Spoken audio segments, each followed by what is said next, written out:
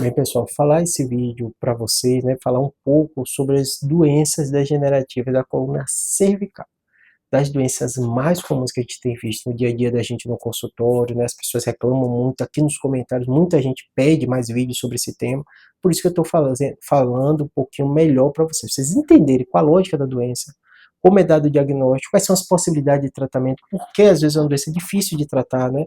E eu vou explicar para vocês. Em primeiro lugar, um dos grandes sintomas das doenças degenerativas da coluna cervical chama dor.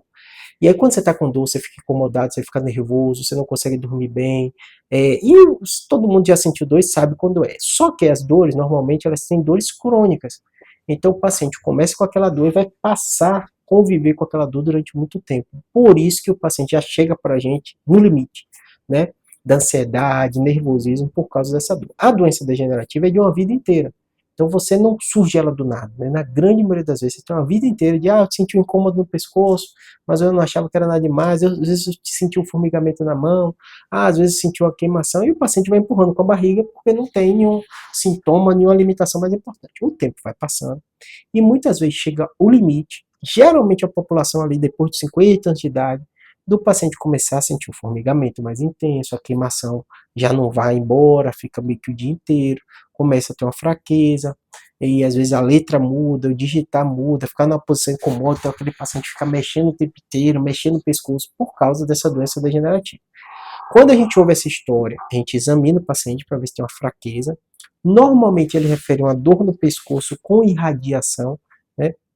Essa irradiação costuma ser unilateral, ele tem queixa também de sensibilidade, mas normalmente a queixa que o paciente procura é dor.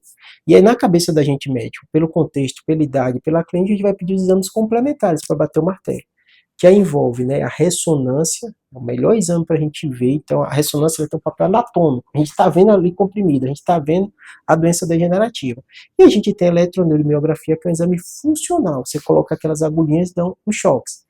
Esse exame funcional, você vê como está a funcionalidade do nervo, se o músculo está comprometido ou não, se já tem uma certa atrofia, que grau de alteração tem. Claro que isso é somado com o seu exame físico. Então, normalmente, se a gente já viu a fraqueza no exame físico, a gente já avisa o paciente, ó, você está com a fraqueza aqui. Muitas vezes você vê atrofia nessa parte da mão, né, na musculatura da mão, e o paciente fala, o objeto cai, minha letra mudou, não estou conseguindo escrever muito tempo, eu vou pegar uma coisa, o objeto também já não está legal, vou passar marcha, vou dirigir, eu sinto minha mão fraca. Então, é somatório dessas informações. Uma vez viu que o paciente tem, confirmou doença degenerativa da coluna cervical, a gente sabe que muitas doenças estão nesse escopo.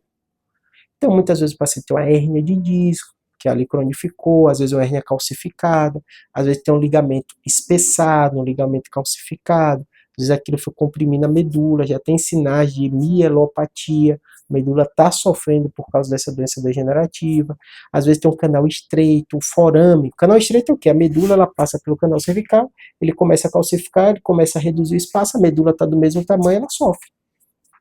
E aí o médico vai analisar, eu preciso operar uma hernia de disco com essa doença degenerativa, às vezes de múltiplos níveis, né? Às vezes uma calcificação que está piorando, às vezes o médico tem que fazer uma corpectomia, que é tirar o corpo pela parte anterior para abrir espaço para a medula, colocar placa, parafuso ali para dar fixado na coluna. Nossa coluna ela é muito móvel, então muitas vezes você tem que fazer a fixação pelo risco de instabilidade. Às vezes não, você tem um canal estreito, ou às vezes você tem uma alteração que é focal e o médico consegue com a laminectomia pela parte de trás tirar esse osso e liberar essa medula. Então perceba, quando a gente fala doença degenerativa da coluna cervical, são muitas doenças diferentes que podem comprometer a coluna cervical. E aí o médico vai ver qual a mais crítica e qual estratégia ele vai fazer. Vai ser só descomprimir de forma simples e liberar aquela medula, vai ter que descomprimir e artrodesar, porque tem um risco de instabilidade, ele vai fazer pela via anterior, vai fazer pela via posterior. Só que eu digo para o paciente, coluna não dá para trocar a coluna e botar uma nova. Então são meios, estratégia de apagar incêndio. Está muito comprimido aqui, eu tiro. Então não é aquele paciente que opera e diz assim, nunca mais senti dor. Então, é essa avaliação que a gente vai fazer de forma conjunta para tomar a melhor decisão. Converse com o seu médico sobre o tema, tá bom? Espero ter ajudado. Abraço.